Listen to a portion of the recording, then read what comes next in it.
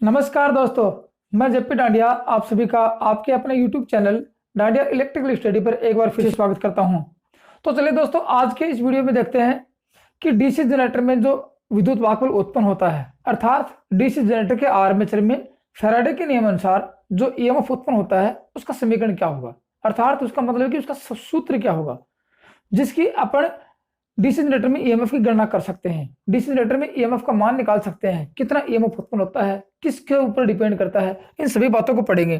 तो दोस्तों, अपना जो इलेक्ट्रिकल थ्योरी का सिलेबस चल रहा है उस सिलेबस में डीसी जनरेटर का चैप्टर चल रहा है, जिसमें पार्ट नंबर 11 में आज देख रहे हैं डीसी जनरेटर के विद्युत वाहक बल का समीकरण, EMF equation of DC generator.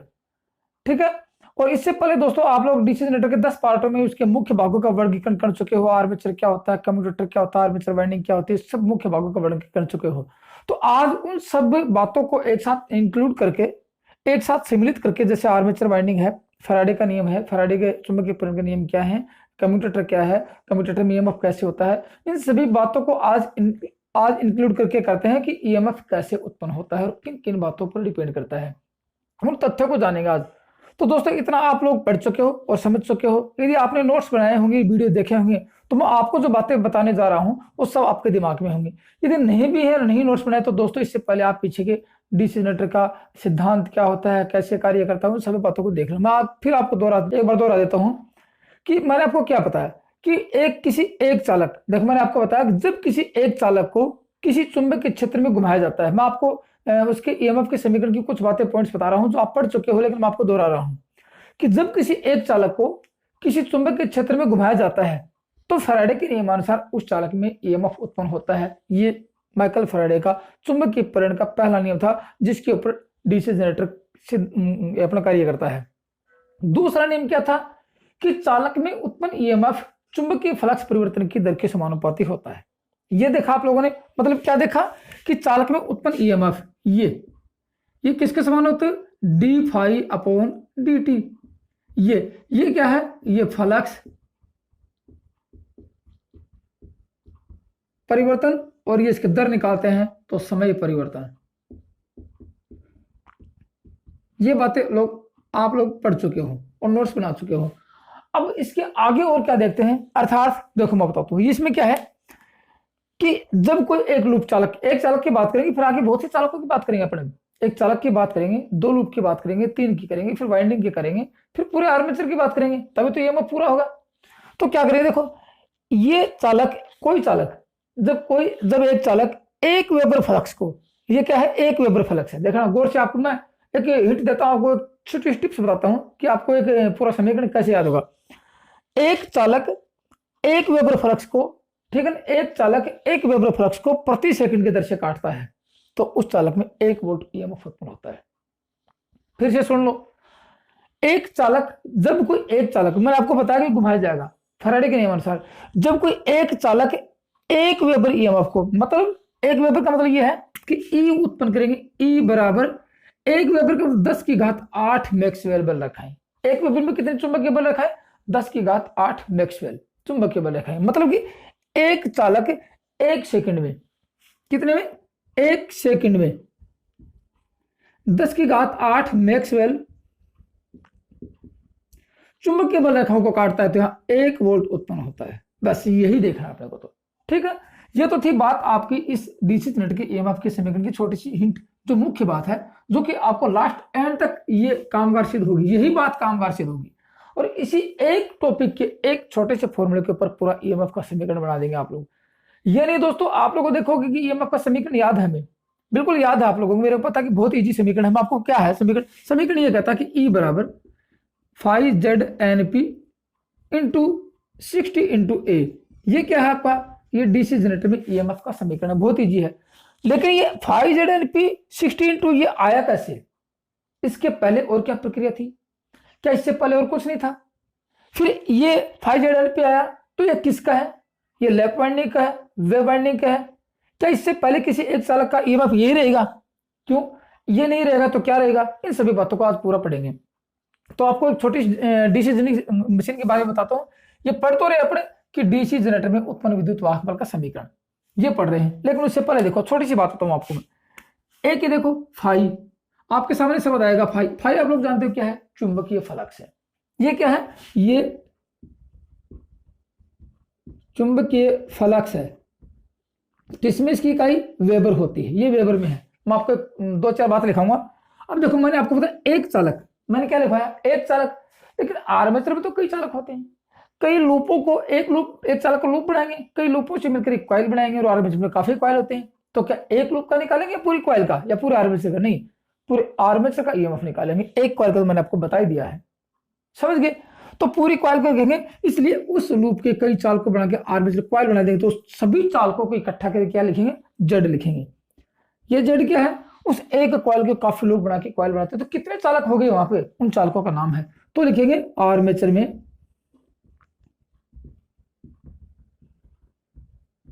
चालकों की संख्या है। ये क्या है, जेड आर्मेचर में चालकों की संख्या है। अब चालकों की संख्या कैसे देखो आप लोगों, चालक कहाँ स्थापित होंगे? आप लोग मैंने आपको बताया था कि आर्मेचर पढ़ाया था, या फिर मैंने आर्मेचर वाइंडिंग पढ़ाई थी, तब आप लोगों ने नोट्स बनाए होंगे, देखा होगा, पढ़ा होगा। तो मैंने बताया कि आर्मेचर स्लॉटों में आर्मेचर चालकों को रखा जाता है, अर्थात आर्मेचर वाइंडिंग को आर्मेचर स्लॉटों में रखा जाता है। तो सभी स्लॉटों के चालक मिलाएंगे, लेकिन सभी स्लॉटों में समान चालक ही रहेंगे। दोस्तों याद रखना बात, सभी स्लॉटों में समान चालक ही रहेंगे। तो फिर इनकी गणना कैसे करेंगे? आर्मेचर में स्लॉट इनटू एक स्लॉट का चालक, याद रखो कैसे करेंगे, स्लॉट का मतलब खांचे, इनटू एक स्लॉट के चालक, एक स्लॉट के चालक, ये इसकी गणना करेंगे। किसकी? आर्मेचर में चालकों की संख्या गणना करेंगे। ये थी बात है इसकी। उसके बाद आएगा एन बराबर आर्मेचर की घूमने की गति। घूमेगा कौन? आपको पता है आर्मेचर घूमेगा। ये किस में रहेगी? देखो आरपीएम। आरपीएम की फुल फॉर्म आपको दिखाऊं, देखो आरपीएम होता है रिवॉल्यूशन पर मिनट।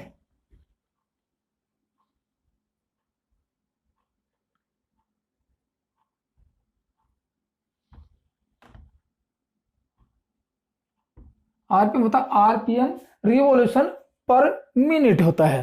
ठीक है, एक तो बात आ गई है। अब देखो उसके बाद आता है कि ये जो इसकी गति 1 मिनट में आर्मेचर कितना घूमेगा वो गति है। उसके बाद में आपके सामने 2-4 नाम और आएंगे, और क्या आएंगे, एक आएगा आपके पास ए। अब ए भी आप लोग पढ़ चुके हो। ए क्या है? आर्मेचर में धारा के समानांतर पथ है। आर्मेचर वाइंडिंग में धारा के समानांतर पथ है, जो आप लोग पढ़ चुके हो। लेफ्ट वाइंडिंग में अलग होंगे और वेव वाइंडिंग में अलग होंगे। लेफ्ट वाइंडिंग में पोलो के बराबर होंगे, वेव वाइंडिंग में 2 होंगे। तो ये क्या है? आर्मेचर वाइंडिंग में धारा के समानांतर पथ। सब बातें पढ़ चुके हैं पीछे, समानांतर पथ। अब कितने रहेंगे? देखो लैप की बात करें, लैप में क्या रहेंगे? देखो लैप में ए बराबर पी और वेव में ए बराबर 2। ये कब? जब सिंप्लेक्स होगी। ये भी मैंने आपको बता दिया, सिंप्लेक्स और डुप्लेक्स और ट्रिप्लेक्स और मल्टीप्लेक्स क्या होता है। यह देखो उसके बाद एक शब्द और आएगा आपके सामने, क्या आएगा? ई आएगा। ये तो आप लोग देखो ई जी उत्पन्न ईएमएफ किसमें? आर्मेचर में। बस ये शब्द आपके सामने आएंगे। मैंने इनको पहले बता दिया कि आप लोग ये होंगे क्या। अब उसके बाद देखते हैं कि ईएमएफ का समीकरण क्या होता है, कैसे उत्पन्न होता है। अब दोस्तों गौर से देखना, एक एक पॉइंट टू पॉइंट देखना, आपको अच्छी तरह समझ में आएगा और आपके दिमाग में कंफ्यूज ही नहीं बचेगा कि ईएमएफ का समीकरण कैसे हुआ। अब देखो यहां क्या था, यही एक समीकरण आपके सामने है, फैराडे के नियम। इसी समीकरण को पूरा करते हुए अपन ईएमएफ के समीकरण को हल करेंगे। ठीक है, अब आप लोग देखें एक चालक, मैंने आपको कहा कि एक चालक एक वेबर फ्लक्स को 1 सेकंड तक काटेगा तो एक ईएमएफ उत्पन्न होगा। लेकिन ये क्या? फ्लक्स परिवर्तन है, फ्लक्स बदलता, फ्लक्स कटेगा तो परिवर्तन होगा। तो फिर क्या होगा वहां पर? देखो ये होगा फ्लक्स परिवर्तन। फ्लक्स कहां से उत्पन्न होगा? गौर से देखना, फ्लक्स पोलो से आएगा। फ्लक्स किस जगह कहते हैं? किसी चुंबक के पोलो में से निकलने वाली कुल चुंबकीय बल रेखाओं को चुंबकीय फ्लक्स कहते हैं। यह आप लोगों को मैंने चुंबकीय पाठ में पढ़ाया। तो फिर फ्लक्स कहां से निकलेगा? कुल चुंबकीय बल रेखा पोलो से निकलेंगी। ठीक है, तो अब एक छोटी सी पॉइंट लिखेंगे यहाँ पे, देखो मैं आपको ये मैं समीकरण बता रहा हूं, यहां से एक पॉइंट लिखेंगे, क्या आर्मेचर के एक चालक द्वारा, आर्मेचर के एक चालक द्वारा एक सेकंड में, ठीक है ना, आर्मेचर के एक चालक द्वारा एक चक्र में काटा गया फ्लक्स,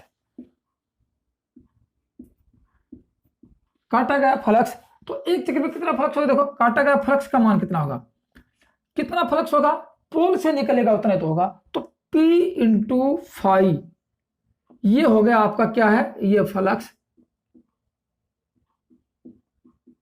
परिवर्तन, एक शब्द आपके सामने आएगा, ये कुल फ्लक्स परिवर्तन आ गया, ये बातें आपकी ये याद रखना। अब दूसरा क्या बच गया, टी बच गया, क्योंकि मान तो इसका निकालेंगे, तो टी का मतलब समय का मतलब आर्मेचर घूमना, कहां पे आर्मेचर घूमेगा तो चालक तार द्वारा चुंबकीय फ्लक्स का छेदन होगा। तो क्या लिखेंगे, अपन एक चालक की बात करें, फिर चालकों को जोड़ेंगे आगे। एक चालक, यहां भी एक चालक की बात की, एक चालक एक वेबर फ्लक्स को 1 प्रति सेकंड काटता था, तो ये तो होगा आपका चुंबकीय, कुल चुंबकीय फ्लक्स। किसको काटेगा, चुंबकीय फ्लक्स, कब, एक चक्कर। तो एक चक्कर घूमने में लगा समय, क्या लिखेंगे, आर्मेचर के एक चक्कर घूमने में एक चालक द्वारा, दूसरा पॉइंट लिखेंगे ये, यहां पर चक्कर काटेगा ना कि घूमेगा, आर्मेचर चालक घूमेगा तो एक चक्कर कटेगा तो कितना समय लेगा, वो समय है, ये समय कौन सा है कि एक चक्कर पूरा करने में कितना समय लगता है। तो क्या लिखेंगे, आर्मेचर द्वारा एक चक्कर पूरा करने में लगा समय, आर्मेचर द्वारा एक चक्कर पूरा करने में लगा समय मतलब टी से दर्शाते समय को, एक चक्कर पूरा करने में। अब मैं छोटा सा आपको एक उदाहरण देता हूं, जैसे कि मान लीजिए कोई आर्मेचर 1500 चक्कर काटता है, कब, 1500 आरपीएम पर घूमता है, आरपीएम का मतलब समझो हिंदी में चक्कर प्रति मिनट,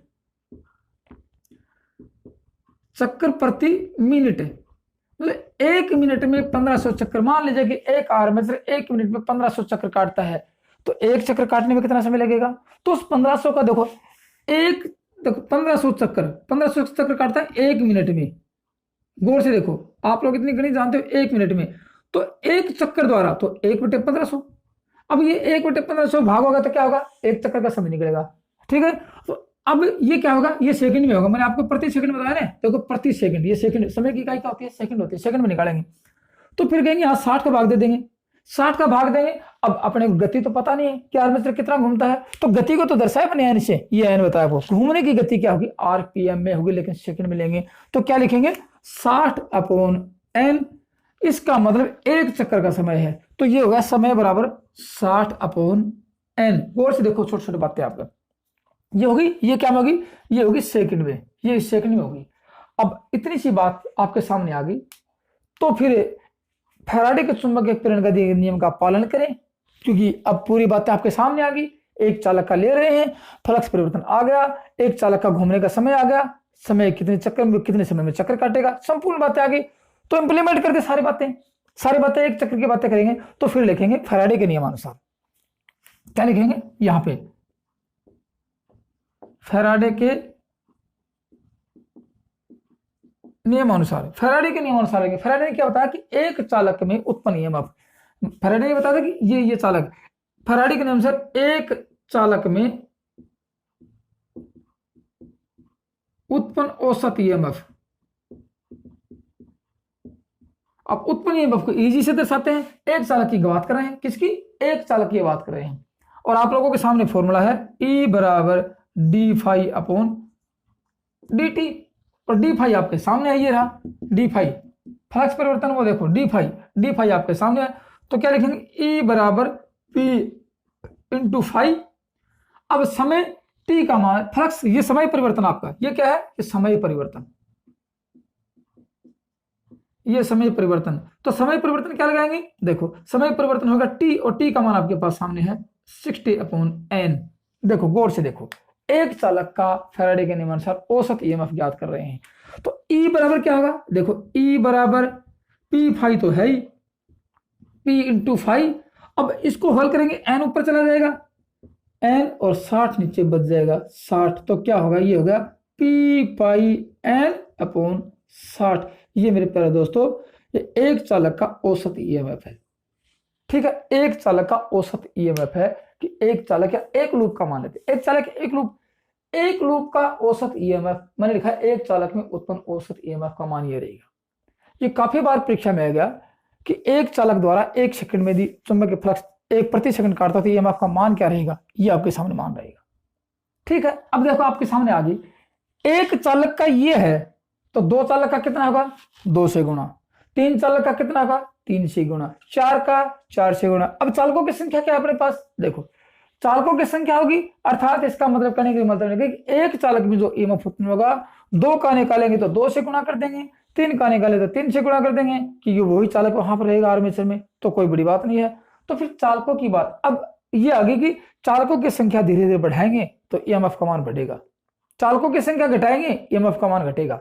ये तो करने की बात आ रही है, लेकिन चालकों की संख्या किस पे डिपेंड करती है, ये तो सबसे मोटी प्रॉब्लम आती है कि चालक रहेंगे कितने, किसके ऊपर डिपेंड करती है। मैं आपको 2 बातें बताऊंगा। समानांतर पथों की संख्या देखो, एक तो आर्मेचर में चालकों की संख्या नोट लगा के लिखना, आर्मेचर में चालकों की संख्या और समानांतर पथों की संख्या आर्मेचर वाइंडिंग पर डिपेंड करती है।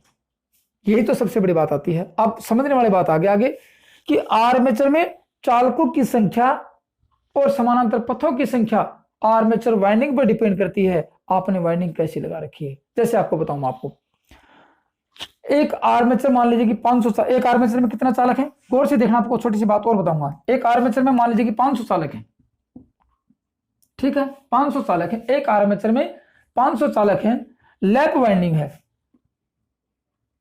लैप वाइंडिंग 500 चालक, लैप वाइंडिंग और 4 पोल, ठीक है, 4 पोल। अब आर्मेचर वाइंडिंग पे डिपेंड कौन कौन करता है, आर्मेचर में चालकों की संख्या 500 है, लेकिन 500 चालक, जैसे आपको मैंने बताया, ये देखो ये N और ये S 2 पोल हैं। अब एक चालक का ये सिरा देखो, मान लीजिए कि ये चालक, एक चालक का 2 रुपए, एक ही सिरा आएगा इनके पास, इसी में ईएमएफ होगा, यहाँ 0 का मैंने आपको पढ़ाया था। तो क्या दोनों 5 चालक लगा दिए तो 500 के 500 चालक यहाँ थोड़ी आएंगे, नहीं, आधे इधर भी जाएंगे, तो पूरी वाइंडिंग में चालक है। तो फिर सारे चालक तो आएंगे कि वाइंडिंग तो ऐसे गोल है, तो यहाँ जो चालक रहेगा उधर थोड़ी आएगा। तो इस हिस्से में, इसके हिस्से में जितने चालक आएंगे उसी में ईएमएफ होगा। तो क्या 500 चालक लगाए, 500 ही चालक हिस्से में आ गए, क्या 500 चालक एन के लंबवत आगे नहीं आए, तो कितने चालक एन के लंबवत आए उसी में ईएमएफ उत्पन्न होगा। तो क्या कह सकते हैं कि यहां देखो, ठीक है, तो अब कहेंगे कि यहां जो चालक आएंगे इसको कहते हैं प्रति पथ, जितने पथ समानांतर पथ जितने होंगे और उस पथ में जितने चालक होंगे वही ईएमएफ उत्पन्न करेंगे, और आगे धीरे धीरे बढ़ते जाएंगे, पीछे आते रहेंगे घूमते, क्योंकि आर्मेचर घूमेगा और ईएमएफ उत्पन्न करते रहेंगे। तो जितने चालक आएंगे उतना ही ईएमएफ होगा ना, लेकिन बाद में जुड़ेगा। तो फिर कहेंगे प्रति पथ चालकों की संख्या क्या होगी, यहां प्रति पथ चालकों की संख्या। एक प्रश्न क्या था अपना, एक आर्मेचर में 500 चालक हैं, लैप वाइंडिंग है, पोलों की संख्या 4 है, तो प्रति पथ चालकों की संख्या, एक एक पथ में समानांतर पथ में चालकों की संख्या क्या रहेगी। अब पूरे यहां समानांतर पथों की संख्या कितनी होगी, यहां समानांतर पथों की संख्या A बराबर होगी 4। अब A बराबर 4 है तो प्रत्येक पथ में चालक कितने आएंगे, कुल चालकों की संख्या कितनी थी 500, एक पथ में कितने आए, तो यहां इसमें भाग दे देंगे, 125 चालक आएंगे, 125 चालक एक साथ इसके संपर्क में आएंगे, ईएमएफ उत्पन्न करेगा। समझ के बात। तो अब यहाँ 125 है, 100 होंगे, 150 होंगे, तो एक छोटी सी बात और आ गई कि प्रति पथ चालकों की संख्या जो रहेगी उतना ही ईएमएफ उत्पन्न होगा। ठीक है, यहां अब प्रति पथ चालक कैसे निकाले, एक छोटी सी बात और आपको लिख के दूं, मिटाऊंगा अभी, देखना कि प्रति पथ चालकों की संख्या, प्रति पथ चालकों की संख्या, चालकों की संख्या निकाल रहे ना कि प्रति पथ चालकों की संख्या क्या रहेगी।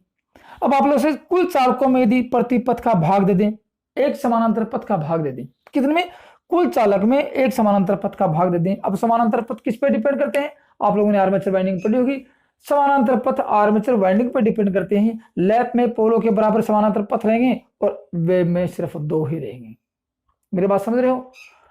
इतना तो समझ गए आप कि अब होगी बात कि प्रति पथ चालकों की संख्या कैसे निकालेंगे, कि यहां निकालेंगे कि कुल चालकों में, चालकों किसे दर्शाया, चालकों जेड से दर्शाया, जेड में ए का भाग दे देंगे। तो क्या प्रतिपथ चालक है कि ए तो ये था, यहां प्रतिपथ। अब वाइंडिंग कैसी भी हो जाए, इससे मतलब फर्क नहीं पड़ता कि वाइंडिंग कौन सी है, लेकिन प्रतिपथ चालकों में जितने चालक रहेंगे उनमें उतना ही ईएमएफ उत्पन्न होगा। तो एक छोटी सी एक इंपॉर्टेंट बात निकल के आ गई कि प्रतिपथ चालकों का मतलब कि एक समानांतर पथ में जितने अधिक चालक होंगे उतना ही ईएमएफ अधिक होगा। नोट लगाने वाली बात ये भी आ गई। कौन सी? देखो मिटा देता हूं, आप लोगों ने लिख लिया होगा, लिख लेना। अपने पास क्या निकल गया, एक चालक का औसत ईएमएफ या ईजी बराबर ये था P5N और ये 60, ये था अपने पास। ठीक है, ये तो अपने पास था। अब प्रतिपथ चालक कौन से थे? प्रतिपथ चालक की संख्या ये क्या था, Z/A। और अब नोट क्या लिखेंगे, नोट लगवाने के बाद ये आ गई कि प्रतिपथ लिख लो, प्रतिपथ चालकों की में प्रतिपथ चालकों की संख्या जितनी अधिक रहेगी आर्मेचर में उतना ही ईएमएफ अधिक होगा। ठीक है, अब देखो अब क्या आता निकल के कि यहां पे ये प्रतिपथ चालक रहेंगे लेकिन ये अलग अलग वाइंडिंग के रहेंगे, वो आपको बताऊंगा। लेकिन उससे पहले एक बात और निकल के आ गई कि अब देखेंगे कि यहाँ पे कि डीसी जनरेटर में एक बात वो लिख ली कि प्रतिपथ चालकों की संख्या जितनी अधिक रहेगी उतना ईएमएफ होगा। एक बात निकल के आ गई कि डीसी जनरेटर के आर्मेचर में उत्पन्न ईएमएफ की गणना, मैंने आपको वाइंडिंग पढ़ाया तब भी ये बात बताई थी, आज भी फिर दोहरा रहा हूं कि मैंने आपको बताया तब पढ़ाएंगे। डीसी जनरेटर के आर्मेचर में उत्पन्न ईएमएफ की गणना करेंगे। ईएमएफ की गणना देखो, ये तो ईएमएफ हो गया, इसमें चालकों को गुणा कर देंगे 500 चालक, लेकिन चालकों कौन से चालकों को, प्रतिपथ चालक रहेंगे उनको, समानांतर में जितने चालक रहेंगे उनको करेंगे। तो एक चालक का ईएमएफ तो ये, एक चालक में औसत ईएमएफ ये प्रतिपथ चालक, तो या सभी चालकों को यदि इनको गुणा कर दें तो क्या लिखेंगे, प्रतिपथ चालकों में। नोट तो लगा लिया होगा आप लोगों ने कि आर्मेचर में उत्पन्न ईएमएफ की गणना आर्मेचर वाइंडिंग और अपने समानांतर पथ और आर्मेचर चालकों की संख्या पर निर्भर करता है। ठीक है ना, ये आर्मेचर चालक एक बात, और ए समानांतर पथ और वाइंडिंग आर्मेचर वाइंडिंग, तीन बातों पर डिपेंड करता है। तीन बातों के आधार पर इनकी गणना करेंगे। तो प्रतिपथ चालकों में औसत ईएमएफ, गौर से देखना, ईजी P5N/60 और इंटू Z/A। ये Z/ क्या है, प्रतिपथ चालक है, इन्हीं के आधार पर गणना की जाती है। तो शॉर्ट में क्या लिखेंगे इसको, ईजी बराबर 5ZNP और 60 इंटू A वोल्ट। ये दोस्तों आपका ईएमएफ का इक्वेशन है, ईएमएफ का समीकरण है, जो कि अब मैंने आपको सबसे पहले शुरू में बताया था, ये आता आपके सामने। ये तो निकल गया। ये कब है, आर्मेचर में उत्पन्न ईएमएफ की गणना करने का सूत्र है। यहां लिख सकते हैं इसके बराबर में, ये लिखे प्रतिपथ चालकों में आर्मेचर में उत्पन्न ईएमएफ ये है। ठीक है, आर्मेचर में उत्पन्न ईएमएफ की गणना ये है। लेकिन ये डिपेंड किस पे करता है, मैंने आपको बताया कि एक तो आपको मैंने दो बातें लिखाई, आर्मेचर में चालक, ये चालक ले लिए, समानांतर पथ ले लिए, वाइंडिंग नहीं ली। मैंने आपको तीन बातें बताई थी आपको। आर्मेचर में चालक, जेड चालक आ गए, आर्मेचर में समानांतर पथों की संख्या ये आ गई। अब बच गई वाइंडिंग, वाइंडिंग पे डिपेंड करता है दोस्तों। ठीक है ना, अब वाइंडिंग की थोड़ी चर्चा और कर लेते हैं, मैंने पढ़ाया तब भी बताया था, लेकिन चर्चा और करें कि जैसे वाइंडिंग की बात करें आप लोगों को। अब देखो वाइंडिंग कितने अपने पास, वाइंडिंग अपने पास है दो वाइंडिंग। देखो एक तो है लैप और एक अपने पास वेव, दोनों की बात करते हैं। देखो यहां लैप में ए बराबर P और यहां ए बराबर 2, ये आप लोग पढ़ चुके हो। तो फिर दीजिए पोलो की संख्या, देखो P बराबर, यहां देखो पोलो की संख्या यहां भी 2 है, P बराबर 2 और यहां भी P बराबर 2। गौर से देखना, छोटी सी बात, बहुत मायने चीज है कि बहुत इंपॉर्टेंट, आपको समझ में आएगी कि वास्तव में बहुत अच्छी बात बताई है आप लोगों को। तो यहां ए बराबर कितना रहेगा, ए बराबर 2 और यहाँ ए बराबर 2 ऑलरेडी है, क्योंकि यहाँ पोलों की संख्या 2, यहाँ पोलों की संख्या, यहाँ पोलों को कोई मायने नहीं रखता यहाँ पे। तो क्या प्रति, जैसे अब मान लीजिए कि यहाँ 500 चालक है आर्मेचर में, 500 चालक आर्मेचर में, जेड की संख्या कितनी है 500, तो यहाँ प्रति चालकों की संख्या कितनी रहेगी, देखो मैंने आपको बता, जेड अपॉन ए होता है, यहाँ 250 चालक, यहाँ जेड अपॉन ए है, यहाँ 250 चालक, गौर से देखना, यहाँ 250 चालक, तो क्या दोनों में चालकों की संख्या बराबर है? तो क्या लिख सकते हैं, सबसे इंपॉर्टेंट बात आगे निकल गई कि दो पोल के जनरेटर के आर्मेचर में, दो पोल के जनरेटर जहां है उसके आर्मेचर में, चाहे वो लैप वाइंडिंग हो, गौर से देखना, और चाहे वो वेव वाइंडिंग हो, दोनों में प्रतिपथ चालकों की संख्या बराबर होती है, तो दोनों वाइंडिंगों में ईएमएफ का मान भी बराबर रहेगा। ठीक है, दोनों वाइंडिंग में कब लिखेंगे, जब जनरेटर दो पोल का होता है तो लैप वाइंडिंग और वेव वाइंडिंग दोनों में ईएमएफ का मान समान होता है। सबसे इंपॉर्टेंट बात आ गई। लेकिन अब छोटी सी बात और देखें आगे निकाल के, आगे क्या पोलों की संख्या 2 से अधिक कर दें, यहां 4 कर दें और यहां भी 4 कर दें, देखो यहां 4 कर दें तो यहां कितना रहेगा, देखो यहां पोलो ए बराबर 4 हो गया और यहां 2 ही बचा है, यहां ए बराबर क्या बचा 2 और वही चालक हैं। तो गौर से देखना, अब आ गई कि प्रतिपथ चालकों की संख्या जेड बटे ए, यहां 500 अपॉन 4 4 हो गया, यहां आ गया 125 चालक, और यहां तो वही रहेंगे दोस्तों जेड अपॉन ए, यहां 500 अपॉन बटे 2, यहां 250 चालक। तो प्रतिपथ चालकों की संख्या कहां दिख रही, यहां रही दोस्तों, यहां पे ये प्रतिपथ 250 चालक है, 125 चालक। अब बताओ ईएमएफ किस में अधिक होगा, ईएमएफ होगा वेव वाइंडिंग में। ईएमएफ किस में अधिक, वेव वाइंडिंग में। तो लिख सकते हैं, एक बात और लिख लेना कि दो पोल से अधिक जनित्र के आर्मेचर में, क्या दो पोल से अधिक, चाहे 4 हो 6 हो 8 हो 10 हो, जितने भी होंगे, 2 से अधिक, दो पोल से अधिक आर्मेचर जनित्र के आर्मेचर में लैप वाइंडिंग से वेव वाइंडिंग में, लैप वाइंडिंग से वेव वाइंडिंग में प्रतिपथ चालकों की संख्या वेव वाइंडिंग में अधिक होती है, जिसके कारण वेव वाइंडिंग में ईएमएफ का मान अधिक होगा। गौर से देखना, वेव वाइंडिंग में ईएमएफ का मान अधिक होगा। वेरी गुड, सबसे बड़ी बात आ गई। तो एक प्रश्न और निकल के आ गया, नोट लगाने वाली बात है। तो क्या किसी जनरेटर में लैप की जगह वेव वाइंडिंग कर दी जाए तो ईएमएफ पर क्या प्रभाव पड़ेगा, ईएमएफ का मान बढ़ जाएगा, क्योंकि चालकों की संख्या अधिक है तो ईएमएफ का मान बढ़ जाएगा। सबसे बड़ी इंपॉर्टेंट बात आती है। तो क्या अब बताओ ईएमएफ का मान वाइंडिंग पर डिपेंड नहीं किया, इसलिए मैंने 3 बातें लिखाई कि आर्मेचर में उत्पन्न ईएमएफ की गणना आर्मेचर चालक, समानांतर पथ और वाइंडिंग पर डिपेंड करती है, जो मैंने आपको इसका उदाहरण दिया है। तो दोस्तों क्या वेव वाइंडिंग और वेव वाइंडिंग में की गणना कर सकते हैं, तो चलो उसकी भी गणना करके देखते हैं कि उसके ईएमएफ का सूत्र क्या रहेगा। ठीक है, ये आप लोगों ने देख लिया, लिख लेना। और ईएमएफ का समीकरण क्या है अपने पास, ईएमएफ का समीकरण रहा ये ईएमएफ का समीकरण रहा। अब दोनों की अलग अलग बात करते हैं। देखो सबसे पहले लैप और यहां वेव, दोनों वाइंडिंग की गणना करके देखते हैं। देखो अब भी देखो यहां ई बराबर क्या था अपने पास, एक सूत्र आया था phi Z N P into 60 upon 60 into ये, यहां भी यही था, ई बराबर phi Z N P upon 60 into A, यही बात आती है। देखो यदि यहां पोलों की संख्या 2 तो ए का मान 2, ठीक है, तो पोलों की संख्या 2, ए का मान 2, बराबर रहेंगे दोनों। मैं आपको अलग करके दिखा दूं, देखो यहां P अपॉन ए, पोलों की संख्या 4 तो ए का मान 4, पोलों की संख्या 2, ए का मान 2, 2 से 2, 4 से 4, तो ये भी हो सकता है कि हाँ इसको काट दे, लिखे नहीं लिखा, तो एक इक्वेशन ये आता है, ये किसका है, ये लैप वाइंडिंग में ईएमएफ का इक्वेशन आता है। ठीक है ना, ये लैप वाइंडिंग में ईएमएफ के कब, ओनली सिंप्लेक्स, याद रखना ओनली सिंप्लेक्स। ठीक है, और ये भी ओनली सिंप्लेक्स में आता है, ये भी ओनली सिंप्लेक्स में आता है वेव वाइंडिंग में। एक बात तो आती निकल के आपके सामने, यदि डुप्लेक्स कर दिया जाए तो डुप्लेक्स कर दिया, तो डुप्लेक्स होगा तो मैंने आपको बताया कि ए बराबर होता है पी इंटू लेक्स, प्लेक्स होता है, तो ए बराबर डुप्लेक्स होगा तो क्या होगा, 2 पोल का जनरेटर में 2 इंटू 2 बराबर 4, ये 4 बदल जाएंगे।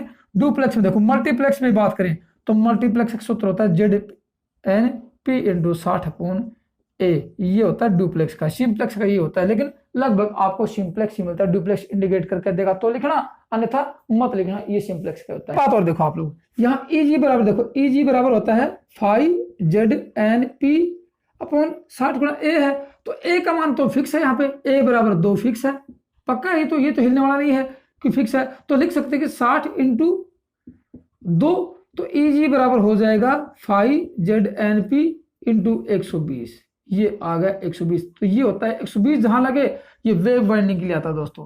तो ये वेव वाइंडिंग के लिए या फिर दो पोल की लैप वाइंडिंग के लिए, दो पोल की लैप वाइंडिंग के लिए, वेव वाइंडिंग के लिए आता है। ये आप गौर से देखना।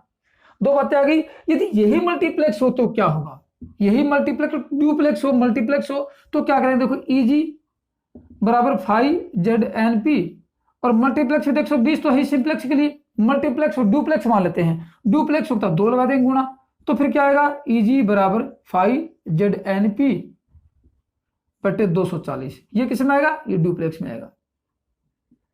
और डुप्लेक्स मल्टीप्लेक्स मैंने आपको इसकी बाइंडिंग पढ़ाई तब बताई थी। एक चीज ये निकल के आती है सामने।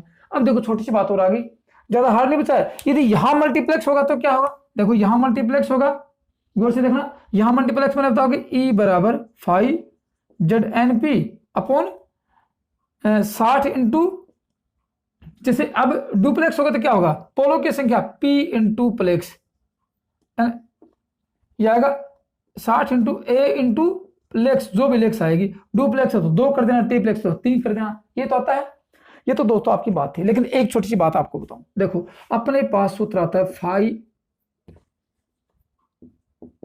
E बराबर 5ZNP इंटू 60 इंटू ए, ये आता है। इसका मतलब आता है 5 E समानुपाती, E समानुपाती 5, E समानुपाती Z, E समानुपाती N, E समानुपाती P और E समानुपाती 1 अपॉन A।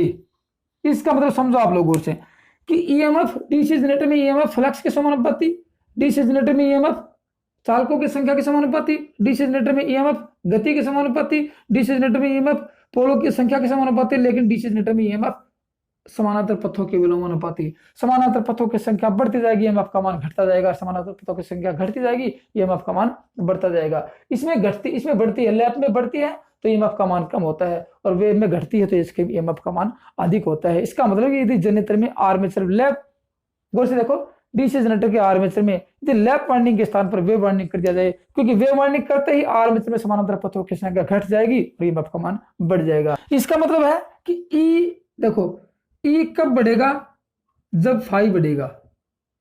ई कब बढ़ेगा, जब जेड का मान बढ़ेगा। ई कब बढ़ेगा, जब, देखो ये मैं साफ बताऊं कि ई कब बढ़ेगा, जब ई गति बढ़ेगी। ई कब बढ़ेगा, ई का मतलब ईएमएफ कब बढ़ेगा, जब पोलों की संख्या बढ़ेगी। लेकिन दोस्तों ई कब घटेगा, कब बढ़ेगा, जब ए का मान घटेगा। ये बातें आपके सामने डीसी जनरेटर पढ़ेंगे तब आएंगी। इसलिए सबसे इंपॉर्टेंट बातें ये आती है कि आज ही सीख लिया आप लोगों ने। ये तो थी आपके पूरे ईएमएफ का इक्वेशन, ठीक है ना। तो दोस्तों ये तो थी आपकी ईएमएफ का इक्वेशन, समीकरण। समझ में नहीं आया तो मेरे को पक्का बताना, कमेंट्स में जरूर लिखना, और समझ में आएगा तो कमेंट्स लिखना, और वीडियो पसंद आए तो लाइक जरूर करना और अपने दोस्तों में शेयर करना, ठीक है। और जो दोस्त पहली बार वीडियो को देख रहे हैं वो नियमित पैटर्न के आधार पर कंप्लीट सिलेबस का अध्ययन करने के लिए और चैनल को सब्सक्राइब जरूर कर लें। दोस्तों आज की वीडियो में सिर्फ इतना ही है। थैंक यू, धन्यवाद।